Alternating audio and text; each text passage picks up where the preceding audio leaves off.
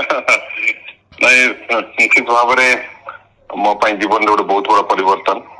ମୁଁ ନିଷ୍ପତ୍ତି ନେଇଥିଲି ସବୁଦିନ ବ୍ୟାଚଲର ହେଇକି ରହିବି ବୋଲି, କିନ୍ତୁ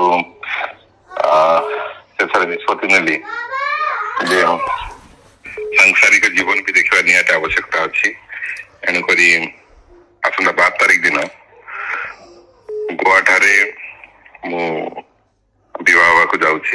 ଆପଣମାନଙ୍କ ସମସ୍ତଙ୍କର ଆଶୀର୍ବାଦ, ସହଯୋଗ ଏବଂ शुभेच्छा ନେଇକି बिल्कुल ଗୋଟେ ପାରିବାରିକ ପରିବେଶରେ ବହୁତ କମ 50-60 ଜଣଙ୍କ ଭିତରେ ମୁଁ ବାହା ହଉଛି। ପରବର୍ତ୍ତୀ ସମୟରେ ମୁଁ ସମସ୍ତଙ୍କୁ ଡାକିକି ନବରଙ୍ଗପୁର ଠାରେ କିମ୍ବା ଭୁବନେଶ୍ୱର ଠାରେ ଗୋଟେ ବହୁତ ବଡ ଆୟୋଜନ କରାଯିବ, ଯୋଉଥିରେ ସମସ୍ତଙ୍କୁ ସାମିଲ ହେବେ।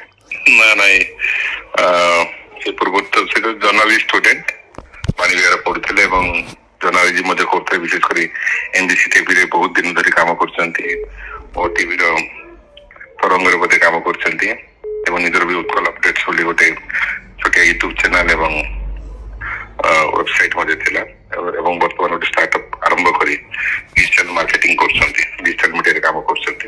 ବନ୍ଧନରେ ବହୁତ ଶୀଘ୍ର 12 ତାରିଖ ବନ୍ଧନରେ ବାନ୍ଧି ହେବାକୁ ଯାଉଛି। ବହୁତ ବହୁତ ବହୁତ ଧନ୍ୟବାଦ।